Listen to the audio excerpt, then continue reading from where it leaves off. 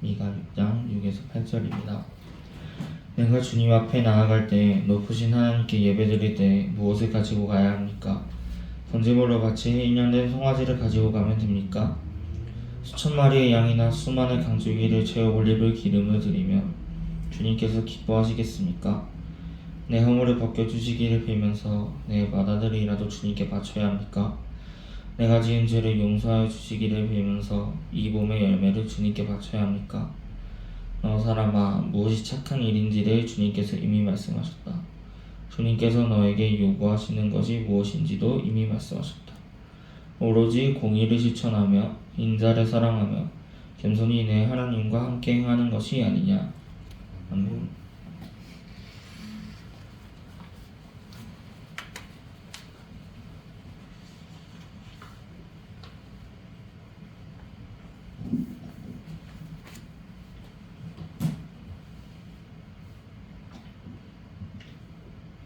이거는 이스라엘 역사와 구약성경 예언자들이 어느 시대 어느 때 예언을 했는지를 보여주는 이제 도표입니다.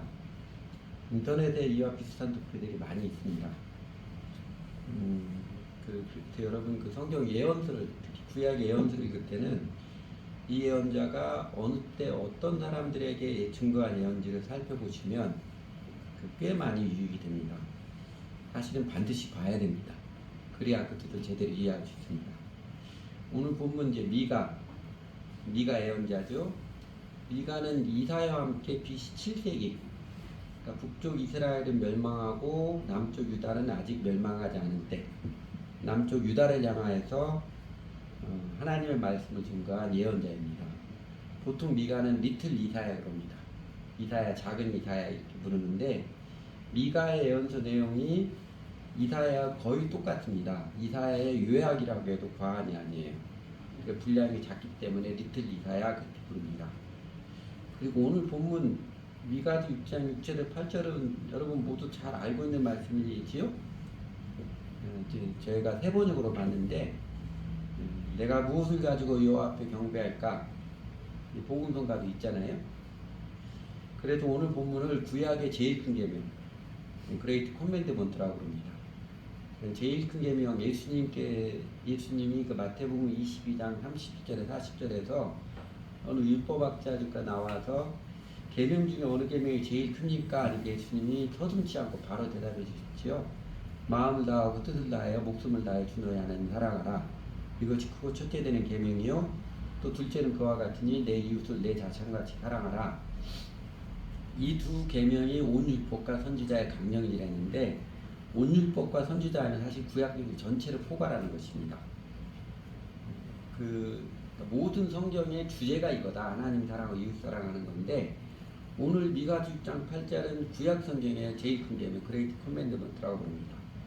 의미적으로, 내용적으로는 예수님의 제일 큰 계명과 똑같은 의미입니다. 그러니까 오늘 본문은요, 미가서 전체 핵심 메시지이기도 하고 이사야 전체 메시지의 축약이기도 하고, 그리고 저희가 하나님을 믿는 신앙과 삶에 대해서 구약 성경 전체의 메시지를 요약해 줄 말씀이기도 합니다. 그래서 오늘 설교 제목이 하나님을 믿는다는 것을 이렇게 잡은 것도 예수님을 믿는 신앙과 신앙의 삶의 골간이죠. 핵심과 기둥을 확인하는 메시지입니다.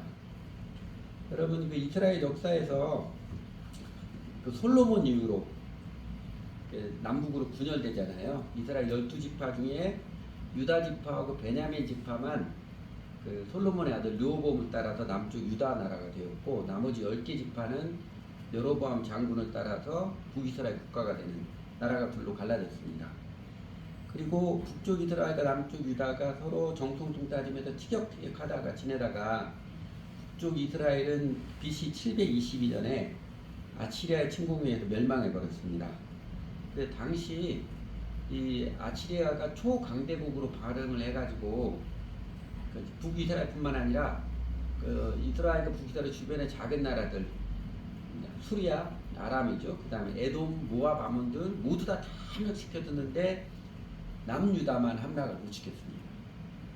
사실 남쪽 유다도 아치리아가 정복하려고 예루살렘을 포위 공략했었지만 당시 남유다의 히스기야 임금이죠. 히스기야 임금하고 백성들이 하나님 의지하고 버티어서 또 하나님께서 개입하고 도와주셔서 기적같이 살아남았지요.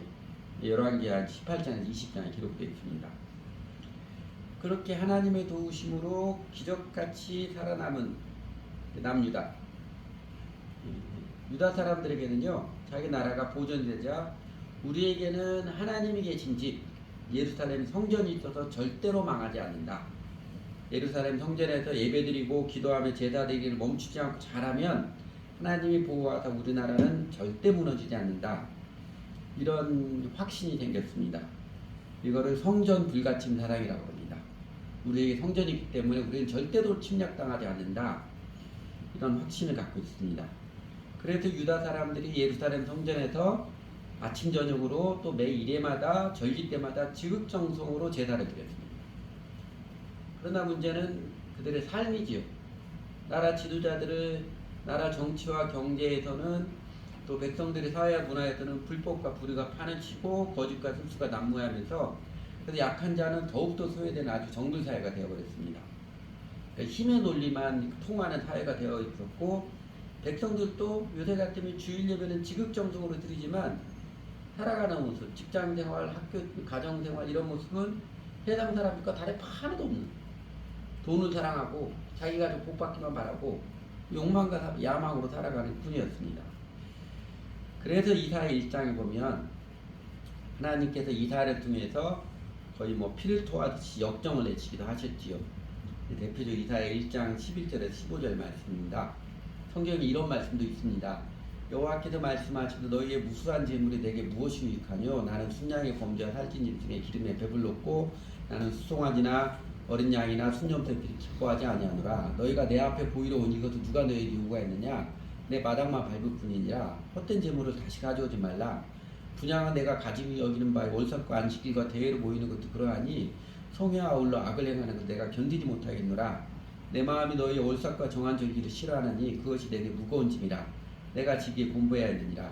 너희가 손을 펼 때 내가 내 눈을 너희에게서 가리고 너희가 많이 기도할지라도 내가 듣지 아니하리니 이는 너희 손에 피가 가득함이라.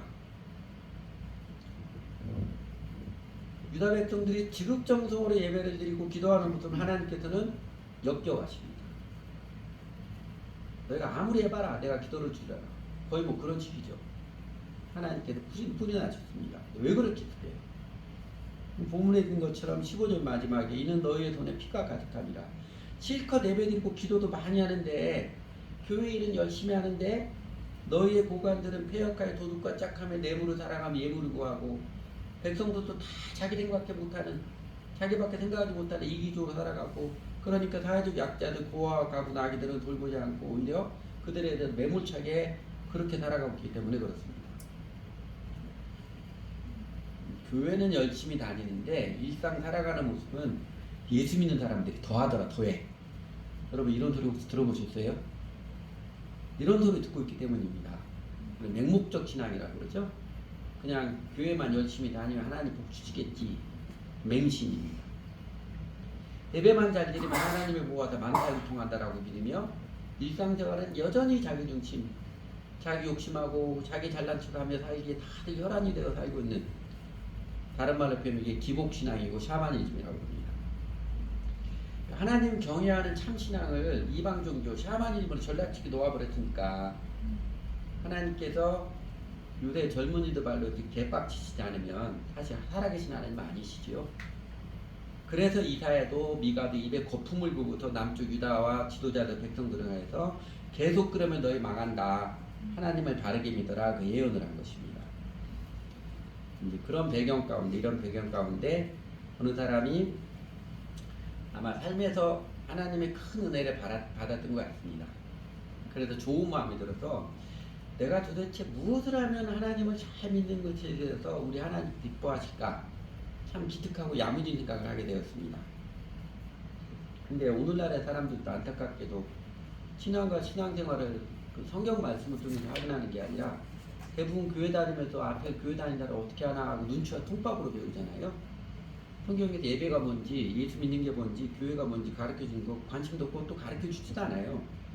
그냥 앞 사람들 하는 대로 눈치 이렇게 하는 거구나 눈치와 통밥으로 배우는. 아마 이 사람도 예루살렘 성전에서 다른 사람들 어떻게 하나 본 것도 생각하니까 어떻게 하면 하나님 기쁘실까 생각하니까 내가 다른 사람보다 조금 더 많이 천천의 수양이나 만만의 기름 거액의 헌금을 하면 하나님께서 기뻐하시려나?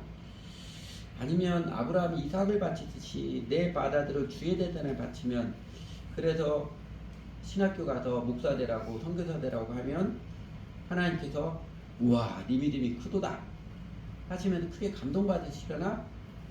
국리를 할 때 8절 그러죠. 너 사람아 그러는데 아마 좀 더 실감나게 번역하면 이 사람아 그러는 겁니다. 공동번역이고 이 사람아 이렇게 번역했습니다. 이 사람아 하고 바르게 깨우쳐 주신 게 오늘 본문 8절이지요. 그래서 미가서 이 6장 7절 8절의 메시지 정리하면 이렇게 정리했습니다. 하나님께서 바라시는 것 기뻐하시는 것 뭐냐? 첫째는요.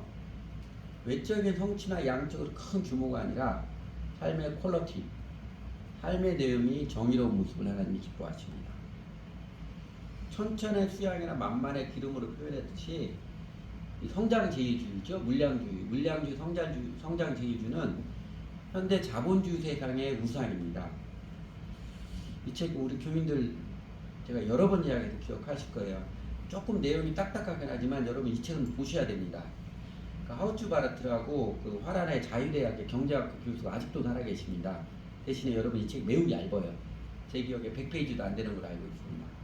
근데 제목이 현대 우상 이데올로기 같은 것처럼 현대 우상은 나무나 칼로 새겨진 조각장 이런 게 아니고요. 나무나 도 깎아놓은 게 아니고 성장 이데올로기가 현대 우상이다, 자본주의 우상이다. 그거를 아주 통렬하게 깨우친 책입니다. 그와는 대조적으로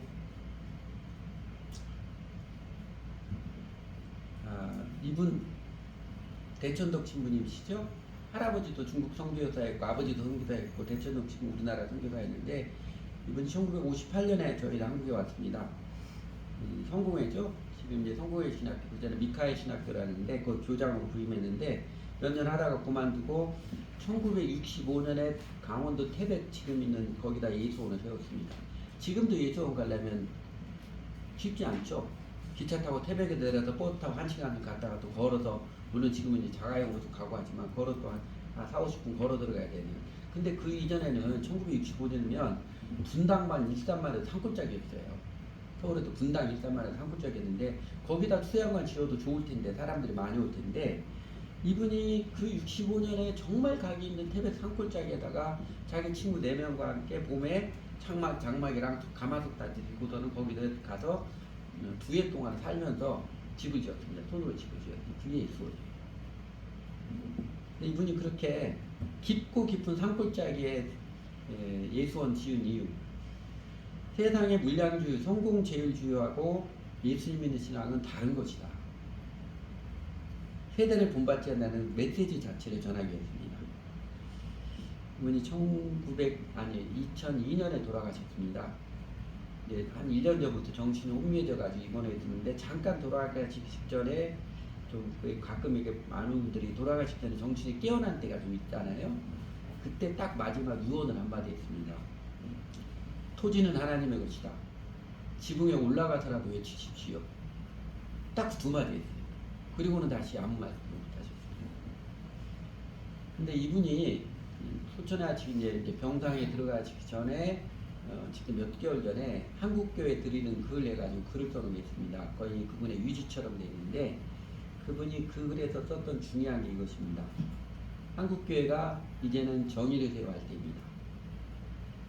이거는 우리가 기억을 해야 됩니다. 개인 하나도 교회 사역도 사회문화와 국가 경영에서도 정의를 세우고 추구해야 될 시대입니다. 대한민국은 경제성장의 기적뿐만 아니라 민주주의 기적을 이룬 국가죠. 민주주의 역사를 공부한 사람이겠지만 대한민국처럼 이렇게 짧은 기간에 놀랍도록 민주주의 사회가 성숙한 나라 없습니다. 그래서 다 부러워하죠. 지금도 민주화 시위하는 미얀마 사람들이 이런 사람들이 대한민국에서 민주화운동에 또 노래도 자기 나라 말로 번역해서 다 따라하고 있습니다. 아시아 대부분 나라들이 그러고 있어요. 그래서 지금 다른 나라 사람 우리나라 엄청 부러워하잖아요. 그런데요 안타깝게도 하나님께서 대한민국에 은총을 내려주셔서 민주주의 정의를 세워가시는데 대한민국 교회는 하나님 편에 서기보다는 대한민국의 주류 교회는 민주화의 반대편에 많이 서왔어요. 그게 안타깝죠.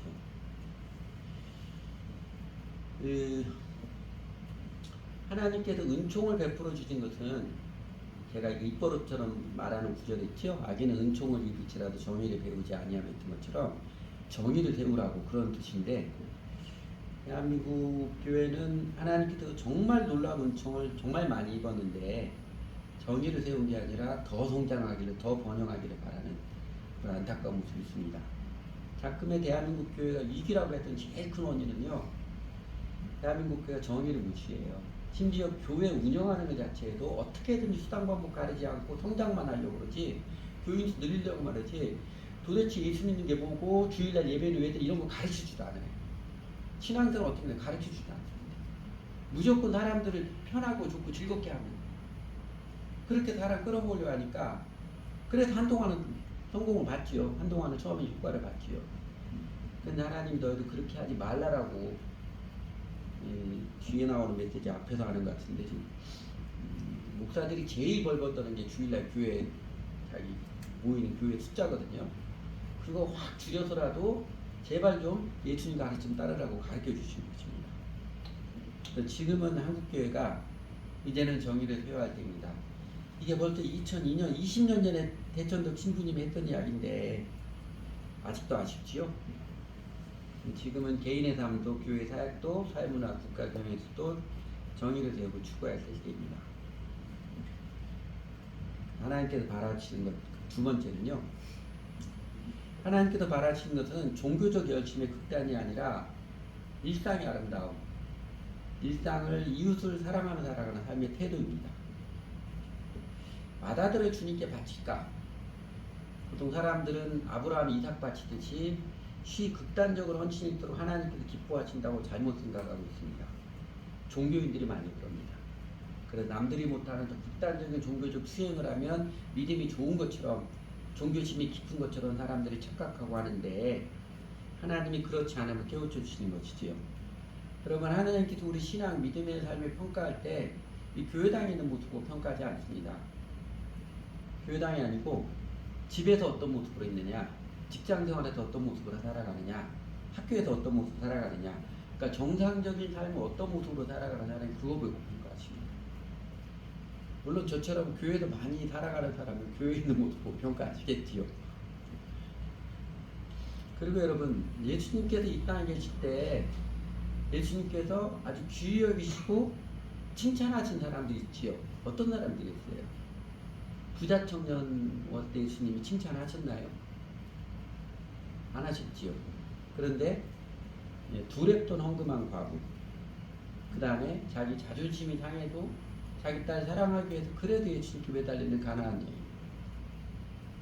중풍병자 친구를 살리기 위해서 4명의 친구들이 지붕을 걷고 침상째 달아내렸던 그 친구들, 선한 사마리아, 평범해도 사랑으로 주님 앞에 나온 사람들, 다른 사람들을 사랑으로 살아가는 사람이었습니다.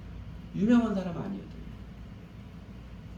예수님은 다른 사람을 사랑하며 삶을 사랑으로 살아가는 들을 정말로 귀히 여기십니다.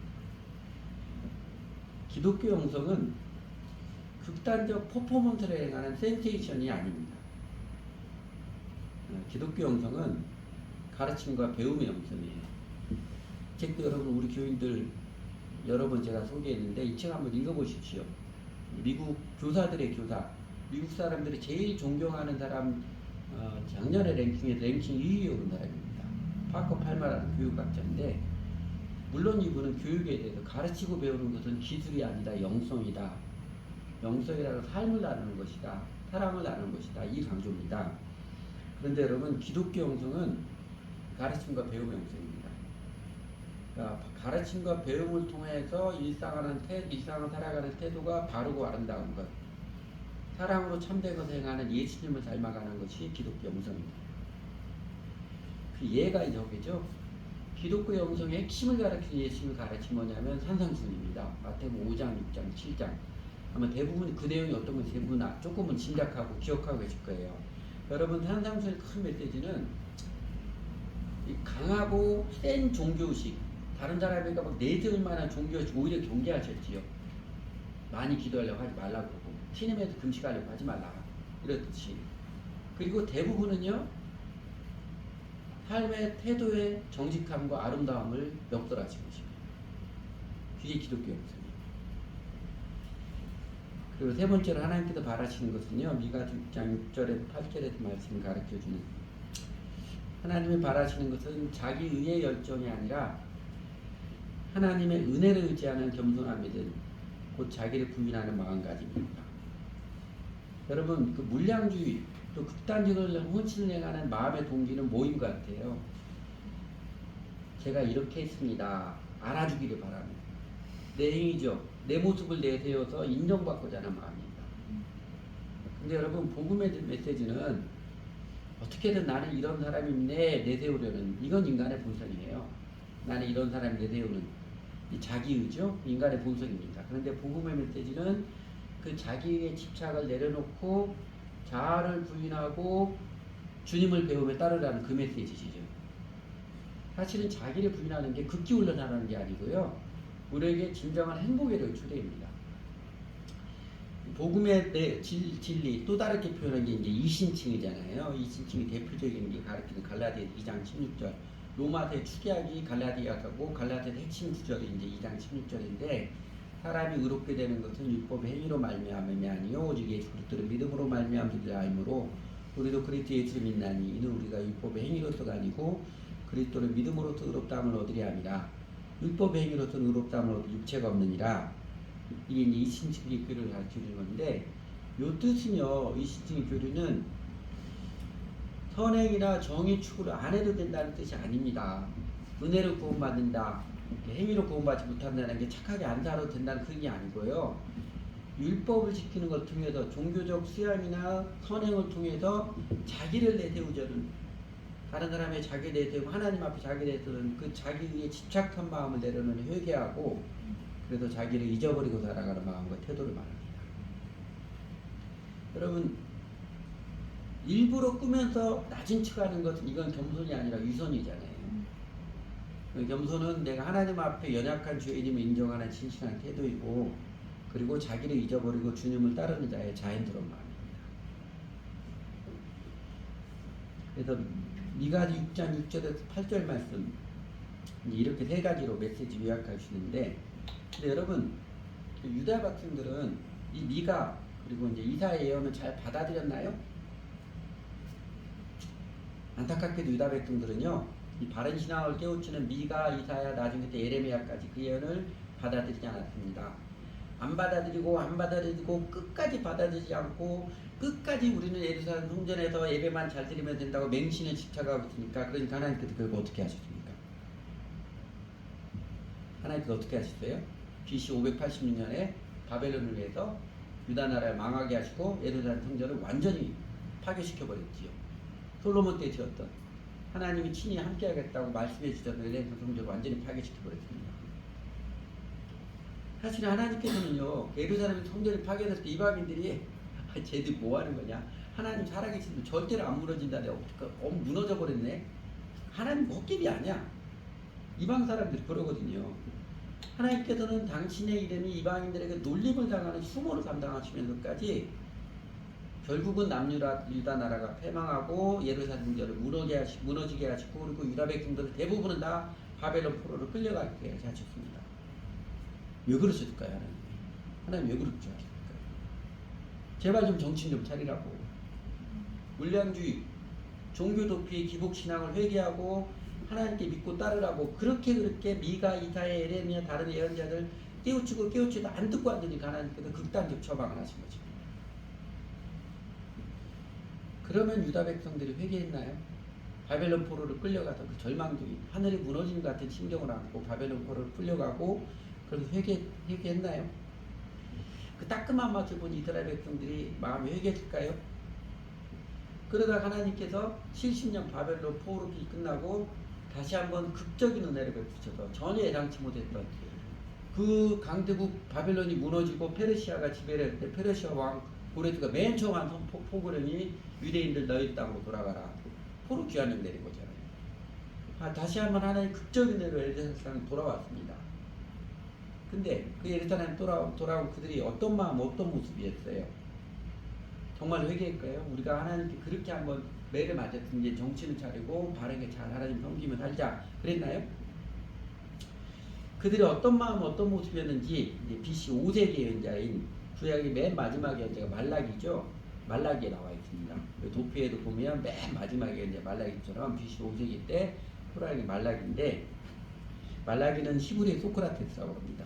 왜냐하면 내용 자체가 삼파법 하는 것처럼 대화하고 질문하면 대답하고 다시 또 질문하고 이렇게 해서 이스라엘 백성들 깨우치는 장면입니다. 대표적으로 1장 보시면 이러지요. 내 이름을 멸시하는 제사장들아, 나 만군의 여호와가 너에게 이르기를 아들은 그 아버지를 좋은 그 주인을 공경하나니 내가 아버지인데 나를 공경하면 어디 있느냐? 내가 주인인데 나를 수여하면 어디 있느냐 하니 하나 너희는 이르기를 우리가 어떻게 주의 이름을 멸시하였나이까 한도다. 하나님이 책망을 하시죠.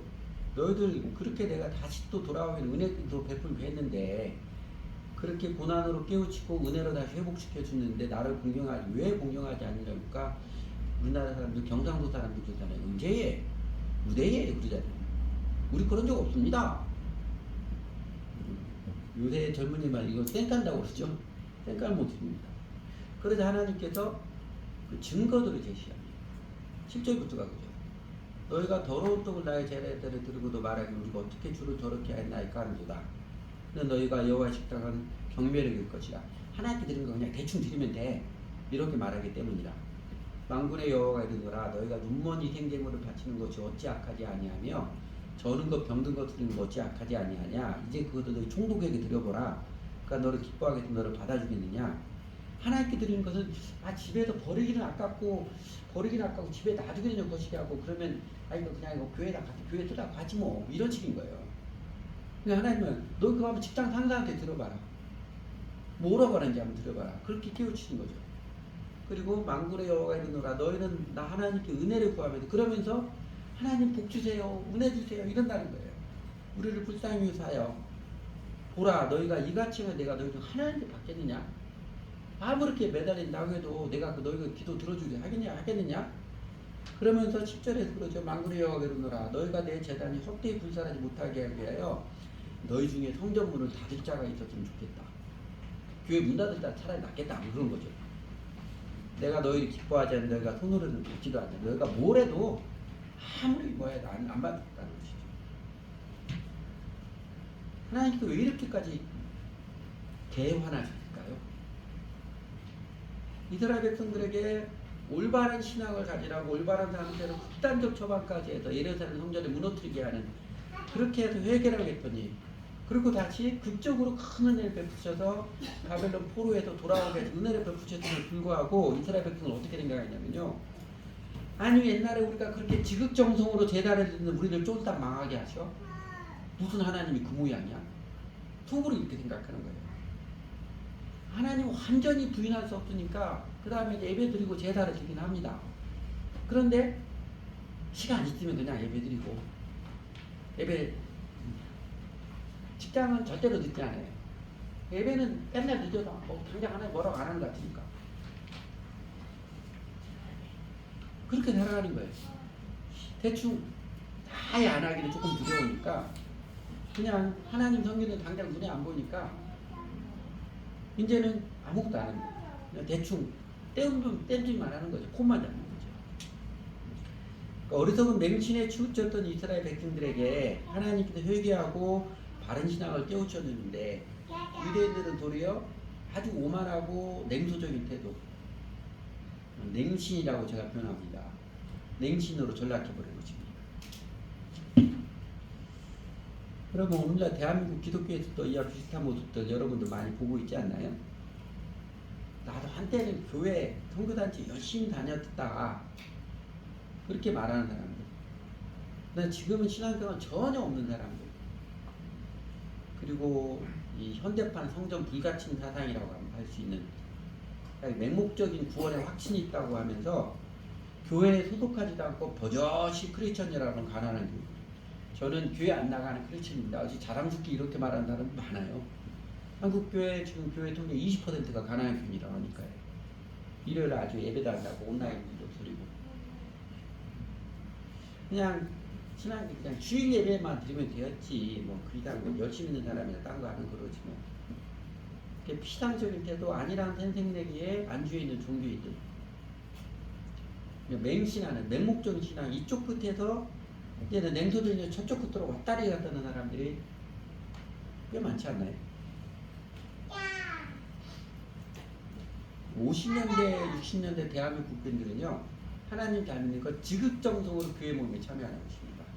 그 교회 모임 다 예배밖에 없었죠. 주일 예배, 저녁 예배, 수요예배, 새벽 예배 없어서 그때 하나님 잘 믿는 것도 지극정성으로 교회 모임 어떻게든지 잘 참석하는 것입니다. 그러다 70년대, 80년대 교인들 이제 캠퍼스 선교단지 통해서 그래도 복음의 신앙의 일상을 조금 깨우침 받았지요. 그래서 신앙을 가서도 삶을 복음을 알고 삶을 바로 세우는 것이 아니라 어떤 현상이 나타나요? 물론 다는 아닙니다. 이제는 지극정성의 마음을 잃어버렸습니다. 지극정성으로 아버지 세대, 할아버지 세대들이 정말 주일날 예배 올 때는 옷도 제일 깨끗하게 입고 절대 예배 시간 늦지 않게 30분, 40분 일찍 오고 예배는 무슨 일에도 안 빠지고 그랬었는데 이제는 그거 언니 그 기복신앙이고 그게 아니니까 그래서 예배를 밥 먹듯이 빠져요. 그리고 새벽 예배 지극정성을 정성은 대단하고 그런 거 아니라고 큐티한다고 하는데 새벽 예배 지극정 그 정성 없습니다. 큐티 그냥 지하철에서 성경 눈팅하고 나서 큐티했네 이러고 있는 그런 사람이 많잖아요. 그러니까 예배조차도 사실 제대로 들지 않으면서 이제는 모든 비판만 일삼는 냉소적 모습들이 적지 않음이 안타까운 것입니다.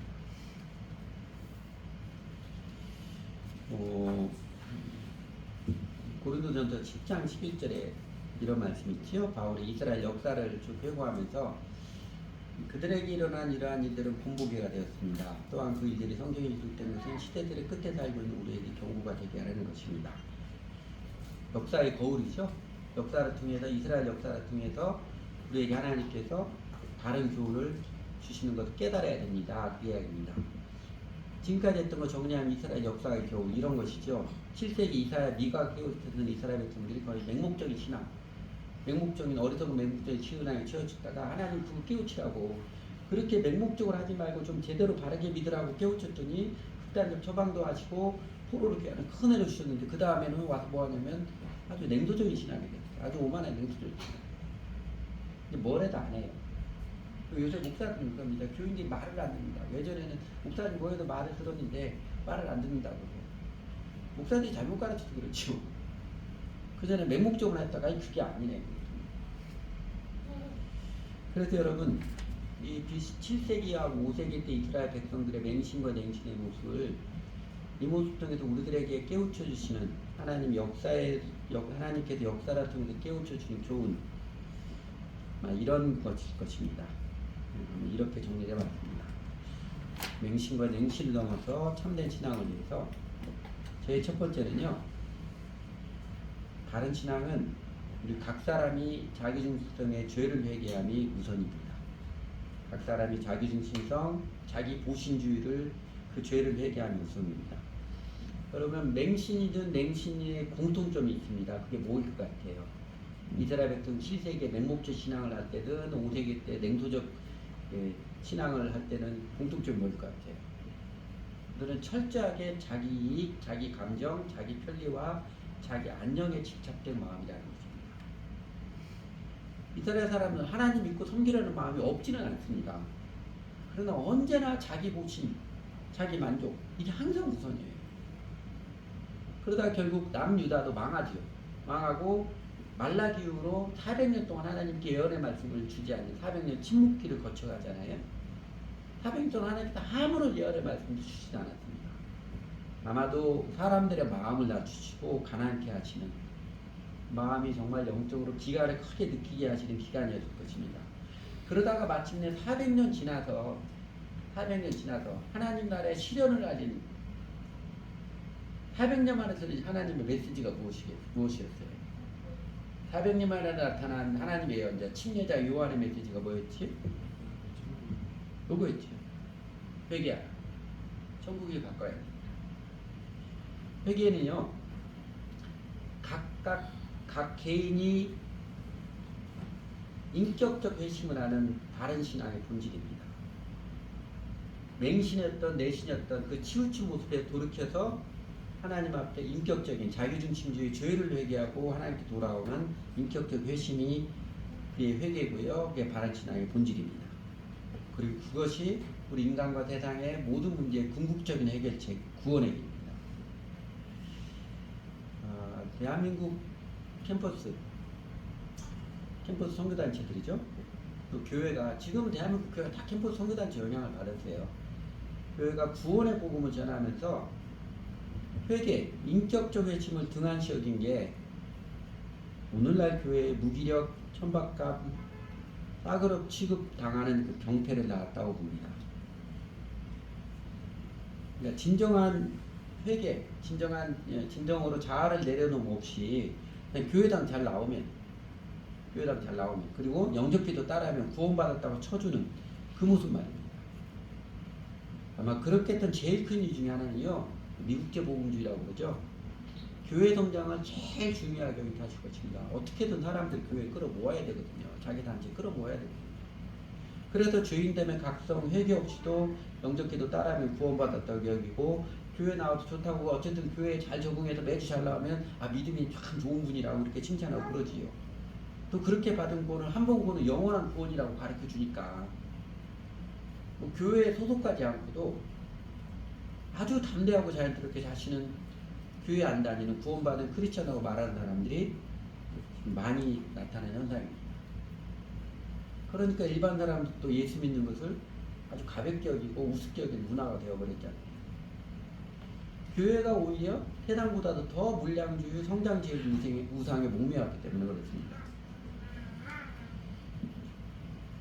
제가 1975년부터 교회를 다니기 시작했었는데, 제가 청소년기, 중고등학교 때 70년대에는요, 그래도 주변에, 그때는 교회 다니는 사람 많지 않았어요. 교회 다니는 사람이라고 하면 사람들이 그래도 깨끗하게 하려는 사람이구나, 그런 인식이 있었습니다. 근데 지금은 그러나요? 지금 어쨌든 교회 다닌다고 해도 그래도 저 사람 삶을 좀 깨끗하게 살려는 건 사람은 그렇게 인식을 하나요?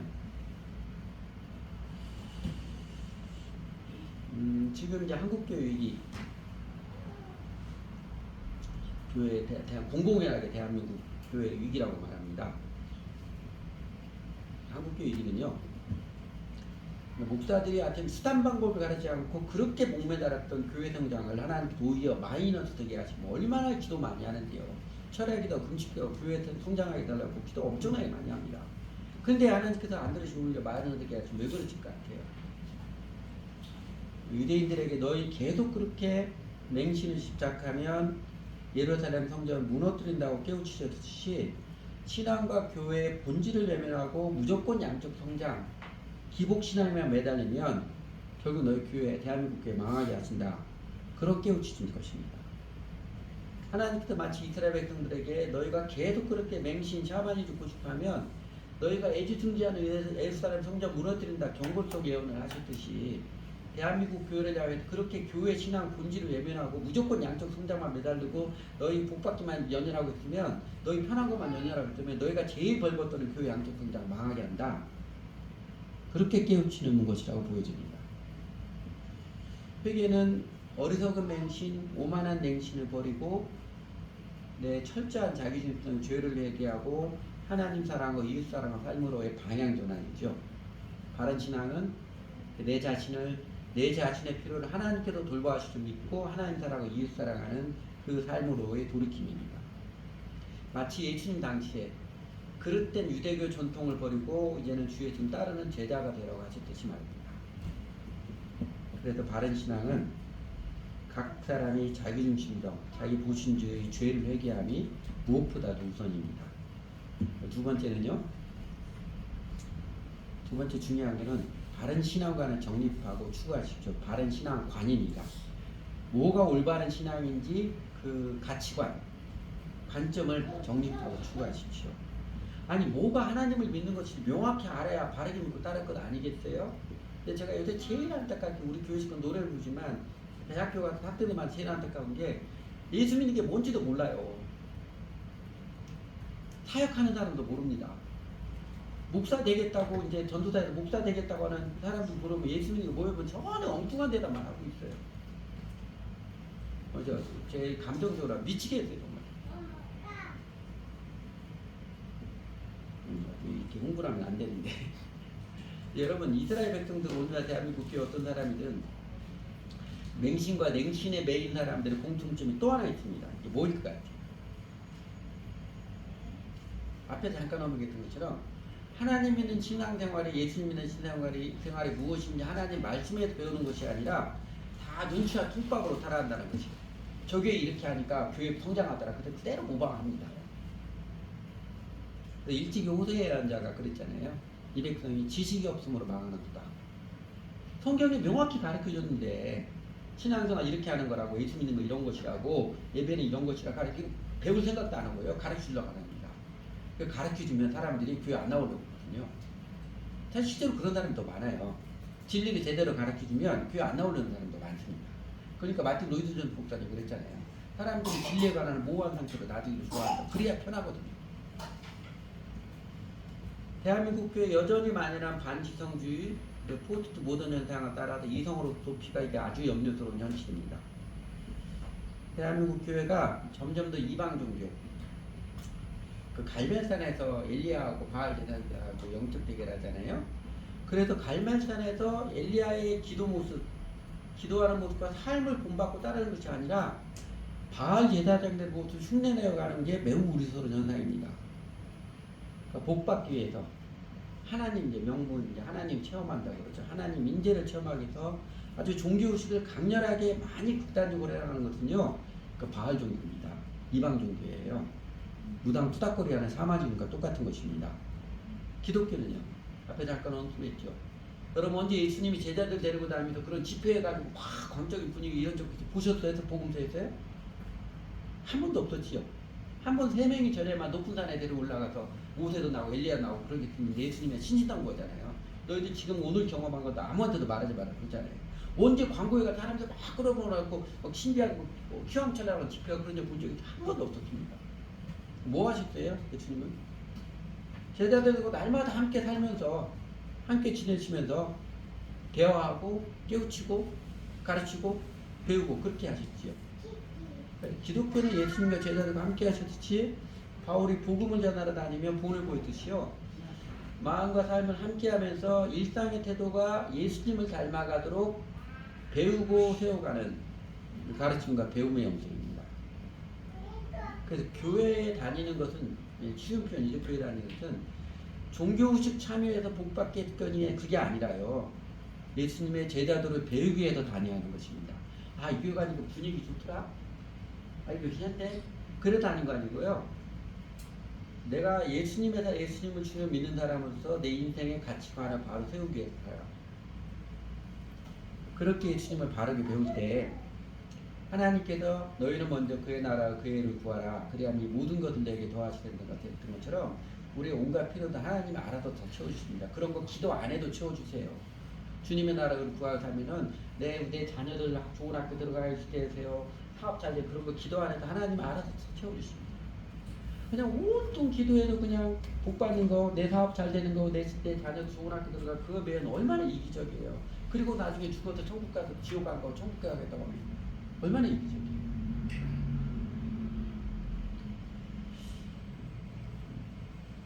대한민국 기독교의 무기력함, 천박함, 싸구려 치면요 교회가 자꾸 제자도가 아니라 이방 종교를 따르기 때문에 나타나는 현상입니다. 바른 신앙은요 이런 패턴입니다. 요약하면 이것도 우리 교회 친구들 여러 번 확인했지만 먼저는 회심이 명확하게 됩니다. 주되는 것처럼 너희가 각각 회개하여 예수 그리스도의 뭘 침례를 받았던 것처럼 개인적인 회심이 명확하게 됩니다. 하나님 제가 지금까지 아주 자연스럽게 세상에 살면서 아주 자연스럽게 나를 위해 살고 내 가족을 위해 살았는데 이제는 그렇게 살지 않겠습니다. 예수를 정직하게 믿는 사람 이제는 저 예수님의 살아가겠습니다. 이 회심이 있는 사람이에요. 이 회심이 명확한 사람이고 그 회심이면 당연히 그러니까 이제는 예수님 믿고 예수님의 살아가 삶을 배워야죠. 그거를 위해서 신앙 행습 개인적으로 주님과 교제하는 말씀과 기도의 삶을 세워가야 되고 그 다음에 교회에 참여해서 함께 주님을 배워가는 이거는 영적인 훈련입니다. 가르쳐 지키게 하라 주장면에 있던 것처럼 이거는 서로서로 격려하면서 세워가야 되는 거예요. 개인적으로 기도하는 습관들, 남마다 말씀 보고 기도하는 그 습관들, 그 다음에 교회 생활, 예배 드리면서 하나님께 진정으로 예배 드리는 것, 함께 살면서 교제하고 함께 기도하는 그거를 통해서 그거 자체가 목적이 아니죠. 그거를 통해서 내 직장생활, 가정생활, 사회생활이 사랑으로 참된 것을 말하시는 예수님을 닮아가는 거예요. 사랑으로 정의롭게 살아가는 삶을 세워가는 것이죠. 이 아래는 안학교 신앙생활에서 중요한 것, 신앙인식은 그 독수리의 날개침에 올라간 것 같이 하나님 은혜의 바람 타기 위해서 개인 경건과 교회 생활 두 날개가 잘 세워져야 되는 것이고, 그 다음에 에베소 4장 19절이에요. 사랑으로 정의롭게 하는 것. 이 바른 신앙에 대한 관점이죠. 내가 이만큼 바른 신앙을 어떤 걸 세웠다 이게 중요한 게 아니고, 하나님은 언제나 우리 수준을 보시지 않습니다. 방향을 중요시 여기시죠. 관점을 바래가셔야 돼요. 예수님 말씀에 입각해서 예수 믿는 것은 이런 것이고 신앙생활은 이래서 이렇게 하는 것이구나. 올바른 개념, 올바른 가치관을 우선 잘 배우고 세워가시길 바랍니다. 그거를 위해서 좋은 방편 중에 하나가 이런 태도죠. 사도행전 17장 17절에 베레아 사람인 것처럼, 베레아 있는 사람들은 대사로 있는 사람보다 너그러워서 그런데 아래 영어 성경처럼 너그럽다는 고상한 노블입니다. 아주 노블한 고상한 사람인데, 고상한 사람의 특징이 간절한 마음으로 말씀 받고 이것이 그러한 거에 날마다 성경을 상고함으로. 바울로부터 가르침을 받았거든요. 그런데 그걸 무조건 아멘하지 않고 받을 때는 잘 받습니다. 기록을 하고. 그래서 집에 돌아가서는 성경을 상고했다는, 공부했다는, 스타디했다는 것입니다. 이게 정말 구약 성경에서 가르친 예언에 맞는 것인가? 바울에게서 잘 배워가지고 자기가 직접 확인을 했어요. 그래야 자기 것이 되죠. 여러분 설교 100번 들어도요, 그때뿐이에요. 여러분 집에 가서 스스로 확인해보지 않으면요, 내 것들이 참 어렵습니다. 제가 주부에 애를 쳐서 설교 매번 요약을 하고 동영상 올리고 했더니 구음입니다. 여러분 지금 한 번이라 다시 확인해 보십시오. 우리 교회뿐만 아니라 어느 목사님 설교든 가르칩니다. 이게 정말로 성경에 맞는 것인가 확인해 보십시오. 그래야 목사들이 딴소리 안 해요. 그래야 목사들이 자기 이야기도 하나님 말씀부터 딴 이야기 못합니다. 어쩌면 한국교회, 대한민국 교회 다니는 사람들, 이단에 속한 사람들 대부분 교회 다니는 사람입니다. 말했던 이유, 목사들이 간절한 마음으로 착하고 좋은 마음으로 자기 말 들으라고 그렇게만 했지, 이게 정말 성경에 맞는 것인지 따져보라고 안 가르쳐줬거든요. 그 따져보라고 가르치면 자기가 힘들거든요. 이런 이야기까지 해야 되나 싶은 자괴감이 느끼기도 하는데, 그러니까 한국계 교회 열심히 다니는 무조건 아멘해. 그래서 이단은 말을 못 가고 빠진 거예요. 성경 조금만 더 가르치면 사실 굉장히, 요새 성경을 가르친다고 하면은 신천지 아닌가 이런 오해를 받아요. 제가 학생들에게도 성경공 강좌하면 신천지 아닌가 이렇게 오해하는 사람도 있습니다. 교회는 안 가르치니까. 근데 신천지 가르치는 거 봐야 정말 말도 안 되는 논리예요. 근데 교인들이 그거 분별을 못 합니다. 이전에 성경을 공부한 경험이 없거든요. 그냥 듣기만 하고 그냥 적당히 좋은 목사님하고 좋은 관계, 교회 좋은 관계 나와서 그냥 교회 다니면 뭐 됐지, 나중에 구원을 받았겠지, 이렇게 생각하는 거예요. 그게 이스라엘 사람 맹신이나 냉신과 뭐가 다를 바 있겠냐는 거죠. 마지막으로 세 번째로 냉신, 내신으로 3대 신앙을 위해서요. 신앙이든 사역이든 내용, 컨텐츠가 중요합니다. 이거는 기억하십시오. 오늘 본문 미가서 6장 6절에서 8절 이거 한마디로 요약하면 뭐라고 했을까요? 무엇보다도 하나님 믿는 것에서 중요한 것은 양이 아니라 질이다. 퀀터티가 아니라 퀄러티이다. 외형의 구멍이 아니라 삶을 살아가는 마음과 태도이다. 크든지 작든지 내용이 중요하다. 이 메시지죠. 중요한 것은 외형, 양이 아니라 삶의 질입니다. 이런 하나님의 마음, 하나님 뜻, 사실 성경 전체에서도 구약에 시작해서 명확히 가르쳐 주셨습니다. 대표적인 이런 말씀이죠. 사람은 외모를 보거냐 나 여호와는 중심을 보시느니라. 이 말씀을 가르쳐 주는데 어떤 목사들은 그럽니다. 가라고, 사람의 외모를 보니까 외모를 근사하게나 사람들이 모일 것 아니냐고. 이런 논리까지 펼치는데 내가 기가 막히겠어요. 하나님 도대체 뭐라고 하실까 싶어요. 그리고 신약성경, 두세 사람이 내 이름으로 모이면 나도 그들 중에 있느니라. 이 말씀은 대부분 우리 교회처럼 교인들 적게 모이면은 분위기 좀 떨려갖고 내는 것 같으니까 이제 그 핑계거리예요. 스스로 유한한 삼으려고. 사람 조금밖에 안 모였으니까 스스로 유한한 삼으려고. 두세 사람이 내 이름으로 모인 것에 나도 그 중에 있다고 하셨으니까 뭐 이러는데, 중요한 건 그게 아니고요. 과연 저 말씀 가지고 내 이름으로 모인다는 게 뭔지 묵상을 하고 기도를 하고 하는 사람 몇이나 될까 싶어요. 사람 수가 많든 적든 과연 예수님의 이름으로 모이느냐, 여기에 초점을 가져야 되는데 그거는 전혀 관계가 없어요. 그래서 사람들 직구끼리가 물어봐요. 그럼 내 이름으로 모인다는 게 뭐예요? 물어보면 속 시원하게 대답을 한 번도 못 받습니다. 제가 작년 감사의 날 때 이 말씀으로 설교했는데 여러분 기억하시고 우리 교인들 내 이름으로 모인다는 게 뭔지, 여러분도 이게 뭐냐, 도대체 예수님 믿는다는 게 뭐냐, 이거 질문을 끌어안고 하나님 구해보십시오. 세상보다도 교회 다니는 사람들이 숫자에 더 민감하게 유감입니다. 여러분, 한국교회 큰 획을 지금의 대한민국 교회 보수나 적자있게 했던 캠퍼스 선교단체들, 되게 70년대 후반 80년대 초반에 꽃을 피웠습니다. 아주 센티 큰 꽃을 피웠죠. 근데 대부분은 그 선교단체자의 50년대 말 60년대 초였어요. 58년, 61년, 62년 이때 했습니다. 그 초창기 멤버들, 지금 이제 유명한 사람들이었죠. CCC 김중근 목사님, UBF 이창원 선생님, 내비게이트 선교 유광수 선생님, 하진수 선생님, 이 사람들이요 50년대 60년대 시작해서 70년대 후반 80년대 꽃을 피우기까지 15년 20년 동안 한 사람 한 사람 예수님 발을 맺고 제자 세우게 온갖 정성을 들여 헌신한 사람들입니다. 그거 기억해야 됩니다. 그 미랄의 헌신이 있었기에 하나님께서 15년 20년 후에 30배 60배 100배의 결실을 내려주는 것입니다. 오늘날 대한민국 교회 부흥을 말하는 사람들이 자꾸 규모만 키우려고 하니까 시청 앞도 어떻게든 사람들 동원해서 많이 모아놓고 앰프 툭 설치해놔서 그러면 부흥이 될 것처럼 하니까 요란하기만 하고 공허한 것입니다. 한 사람 한 사람은 도대체 어느 세월에 그래가지고 교회 키우겠냐, 저한테 그렇게 반문한 사람들이 있어요. 어느 때나 하나님께서는 내용 리얼리티를 중요시해야 됩니다. 지금도 환히 들려주시는 구약의 제일 승자님, 이 사람아 주께서 선한 것이 무엇인지 내게 보이셨나니, 이 말씀에 온전히 응답하는 사람은 하나님이 찾고 계십니다. 그리고 어리석은 맹신의 오류, 맹신의 오만을 뛰어넘어서 우리에게 바른 신앙으로 초청하시는 하나님께서 하나님의 백성들에게 이렇게 약속해 주셨습니다. 말라기 맨 마지막에 하나님 이런 약속을 주시죠. 내 이름을 경외하는 너에게는 공유로운 해가 떠올라서 치료하는 광선을 비추리니 너희가 나가서 외양간에서 나온 송아지 같이 되리라. 여러분, 하나님께서 남유다 국가 망하게 하셔도 예루살렘 성전 완전히 무너지게 하셔도 그 백성 버리신 게 아니지요? 하나님께서 지금 대한민국 교회 성장을 멈추고 위기를 느끼게 한다고 대한민국 교회 버리신 거 아니지요? 정결케 하시고 본질에 충실하도록 깨우쳐주는 은총의 손길입니다. 사실은 은총의 손길이에요.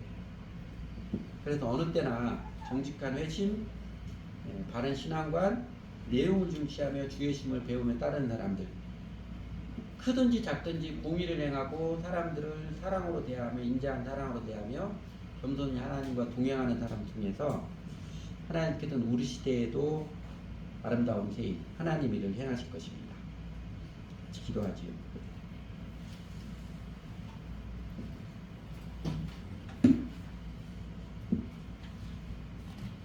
하나님, 저에게 주의 주님을 바르게 믿고 따르는 도를 밝히 가르쳐 주시고 오랜 연단한 속에서 깨워주셔서 감사드립니다.